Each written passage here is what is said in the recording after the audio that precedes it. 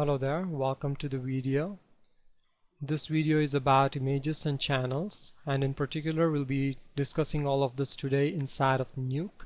So in Nuke we'll see how exactly we can bring in images, and once we have bought the images we'll see how we can display different channels from within the image. So let's jump into Nuke and get started. Okay guys, so now we're inside Nuke. Let me first start by actually loading in my own custom interface because I'm not very comfortable with the default one. Okay, so this is my custom interface that I usually work with. I usually just have the node graph and properties bin and the floating viewer. So I'm in my interface, so let's get started. First thing I want to start with is how exactly can you load in images. So to load in images, what you actually have to use is a read node. What happens is whenever you're working inside Nuke, it doesn't actually import anything into the software itself where you edit it. It just stays on the disk. It is read into the software, does all the mathematical calculations, and then you again write it back to the hard disk, but you don't actually manipulate anything on the actual files. So we are going to use the read node, and if we go into the image section, we have the first option, which is read, and we can see the shortcut for that is R. So I can either go click it there, or I can just come outside here and press R, and this is my read section. It opens up this floating window, this browser, where I can actually go and start choosing files. So I'll go into the Nuke section, the images and channels, the current project. So here I have different images that I want to load. So here there are a couple of things I want to make note of.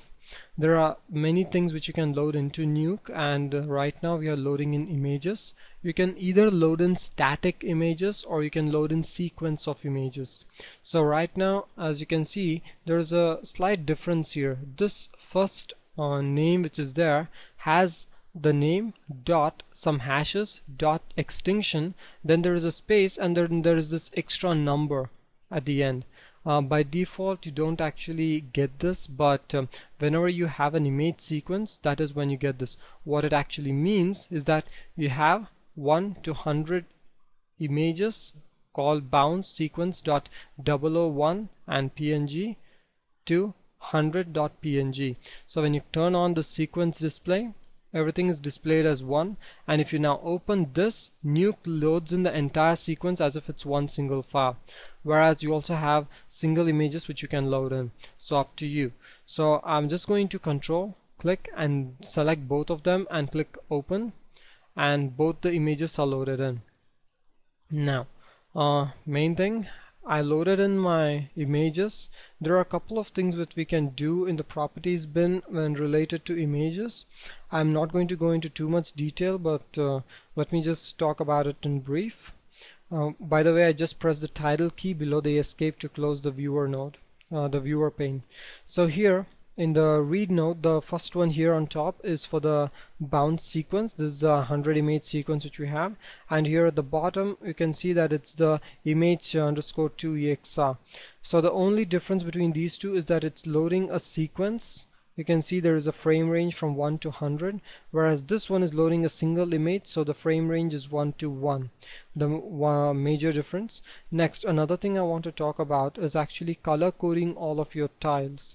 These displays which you can see here are known as tiles, and it's definitely useful to color code them. So to color code them, all you need to do is here at the top you can see there are these color swatches. The first color swatch colors the tile, and the second color swatch colors the boundary. So I just want to go to the first color swatch, and I'll choose the colors, grayscale colors from here at the top.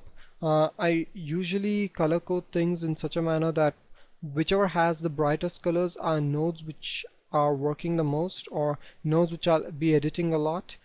Things which have very desaturated colors or very dark colors are the ones which I'll not be editing. So I'll choose a very dark gray. Because it's a read node, I'll not be editing it a lot. Again, I have another read node here. I'll just go open its graph and put in that, right? So I have two read nodes, and you can see it's showing me this. Now a couple of more things you can do with this. If you go into the notes section, you can turn off postage stamp, which takes off the extra display you have at the top. or you can even disable it, which puts an X mark, which basically means this node is no longer being used by Nuke. It's there, but it's currently disabled. The shortcut for disable is D on the keyboard, so you can disable it or enable it. Okay, so we have loaded this into Nuke. How exactly can we see this now? For that, we have the viewer here at the bottom. So to look at anything, I would just have to take the arrow from this and connect it to the image, and immediately I'd be able to see it in the viewer. So before I connect it, let me actually open the viewer. So this is my viewer. I'll just keep it here at the side and connect it there, and immediately you can see something happened. And right now there is a mistake there. I'll just tell you what that is later on. So here you can see the image which is loaded in, and if I hit play, I can see that there is actually something happening. This is actually a simple animation of a ball which is bouncing. So the first time the image was playing, it took a bit of time because the entire sequence was being cached into the disk, but now once the image is being cached, it plays in faster. So I have this image sequence which is playing in, and I'm looking at it. I have my play controls here at the bottom. That is one step done, but I want to look at the other image sequence. But right now, after this, when nothing is connected, I had only the one option. I connected it, and immediately it gave me the option for two. I can connect that one to this image sequence which is there, or sorry, the image which is there, and it immediately populates it by 3. So basically I can have almost 9 different channels or inputs connected to a single viewer. Now I've connected over here, but how exactly do I view it? Because it's already showing me the input which is coming in from 1, but I want to see the input coming in from 2. For this, all I need to do is press the number which is corresponding to the input. So to look at the input 1, I'll have to press 1 on the keyboard or the number pad. Or here, to see the 2, I just need to press the number 2. So I'll come back here and I'll press number 2 on the keyboard. So immediately you can see what image is being loaded in from there. So if I want to switch between them, I can just press 1 or 2 and I can start switching between them. And as you can see, the color of the arrow which is going in is turning orange as I press the numbers here. So we know how to bring in images, we know how to view them in the viewer.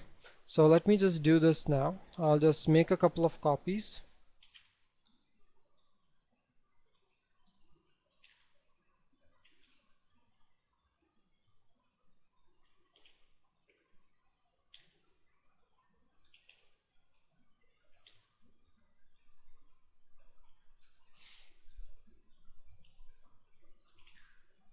Sorry that I'm trying to arrange stuff. I'm just a bit of a... Okay, so one more thing you can try is, let's say 1 and 2 are already connected. I want to take the 3, I want to connect it there. But once I connect the 3, my 4th arrow will come and I want to connect it here. 5th here, 6th here, 7th here, and 8th here. I just don't want to go on and trying to create it. Instead, what you can actually do is, if you're not actually in the viewer, you can come into the node graph, select your tile and press the number you want. So I want the 3rd input connected here. I'll just press 3 and you can see the 3rd input is connected there, and you can actually see the 3rd input in here. So that is the easiest way of doing it, and whichever input you're looking at, you can see the name of the input here at the top of the viewer over here. So I want the 4th one connected here, so I press 4, 5, 6 and so on. So I can pretty much connect 9 different nodes to this by default. Now one thing I want you to note, as you can see here, every single arrow which is connected, depending on the direction, the color is changed. Whatever is coming down is green, whatever is going to the right is blue, left is red, and up is black. This is a color convention that I use when I'm working. Whatever usually goes down straight is the foreground, whatever comes in as blue is background or something which is moving forward. Anything which is red is something which goes into camera or 3D view, or in this case which forms masks. Anything which goes up are expressions or controls. So these are my conventions. You can create your own, probably if it helps you. Most of them don't try creating anything as such. So anyway, I have this convention. To set it up, all you need to do is go into preferences, and here in the node graph, yeah, the color settings over here. And by the way, over here I have this snap to grid turned on and show grid, which you can see, and it snaps perfectly so that there is no gap, and it always snaps. There is no option of keeping the node anywhere other than snapping it, so it kind of organizes things a little bit for me. So that is done. So you know exactly how to view it, and you know how to switch between this. So let's say I wanted to view the input 5 or 6 or 8, whichever. I just need to come to the viewer and press the number. So if I press 5, I'm looking at 5. You can see it here at the top. I can press 6, 7, 3, even 2, whichever one I want, and I can see that particular input in the viewer. So that is done. Now we know how to view images. Let's now see how exactly we can view different channels. So I'll just delete all the extra ones I created here.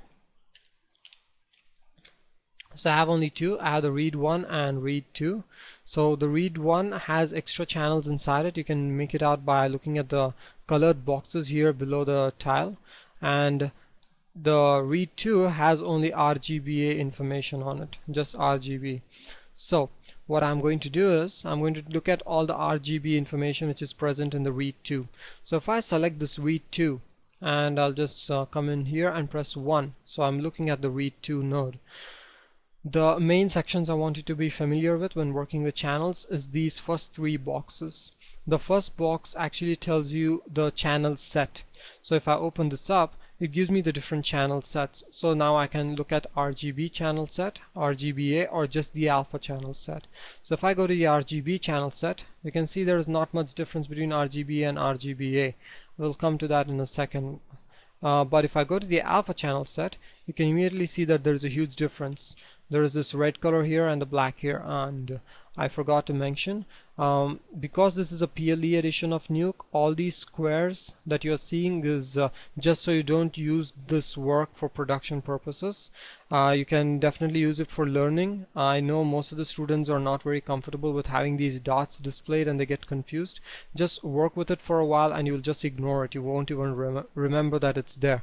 I've used these PLE editions for so long that I don't even realize that I'm looking at these dots most of the times.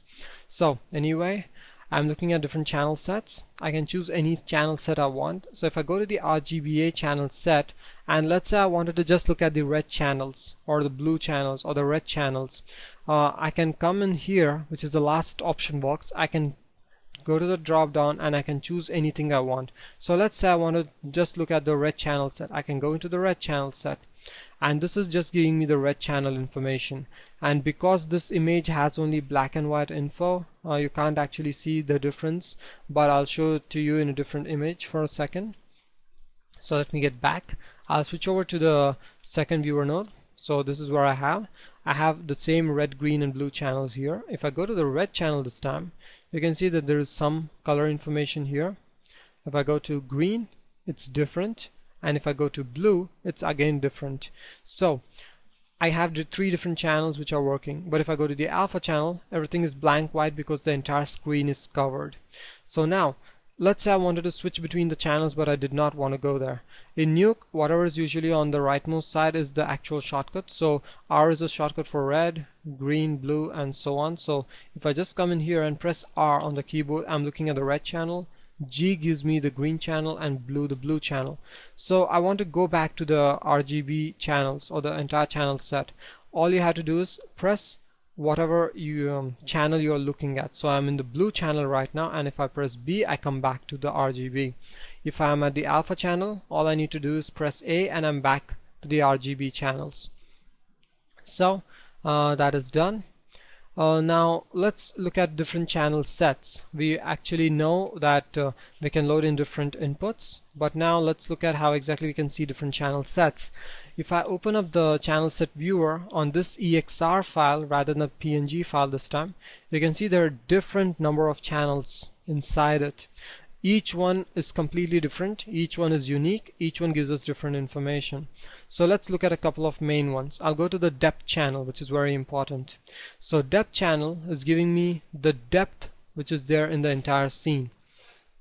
And anyway, there is not a lot of animation over here, so I'll just close out the animation controls so I have complete screen here. So looking at this, you can see whatever is at the back is bright red and whatever is in the front is actually black. So what it's giving me is just the depth information. I don't actually need any color inside it. So therefore, if I'm looking at depth, it's actually giving me only the red channel information and nothing else. When you're working with channel sets which have only one single channel information, it usually gives you just red. If you have something which has two channels inside it, it'll give you green and red, and if it has all three, it'll give red, blue and green. So now if I just look at red channel, you can see it's in black and white this time. But whereas if I look at it as RGBA, which is a wrong way to look at it, it's going to give me complete red to black. Instead, I can even come in here and choose whichever channel I want, and as you can see, depth has a single channel and that is called Z.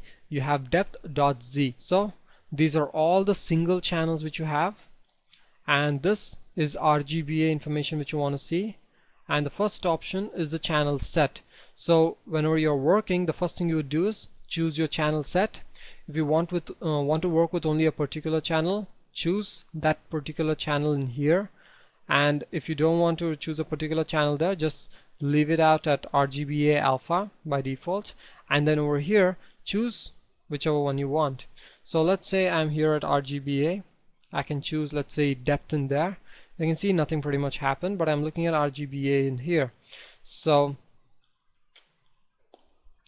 I can choose any channel in here and start working. So I'll just see just a couple of more in here so we get acquainted with them. Let me just go put it back there.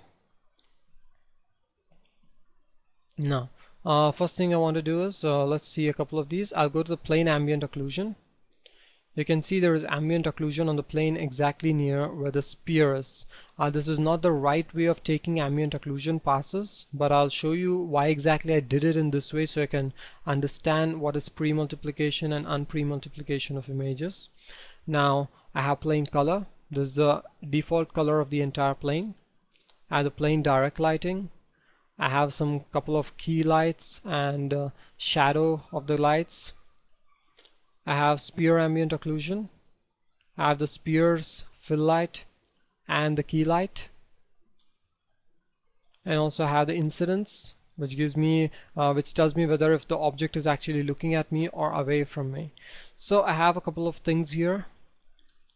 Now well, let's just recap a little bit first. We have seen how to bring in nodes using read, how to bring in images using read nodes, and we know the difference between a sequence and a single static image. Nuke loads them the same way. Next, we know how to load them into the viewer using different inputs. Next, we know how to look at different channels inside the viewport. Now anything else which I've left out here?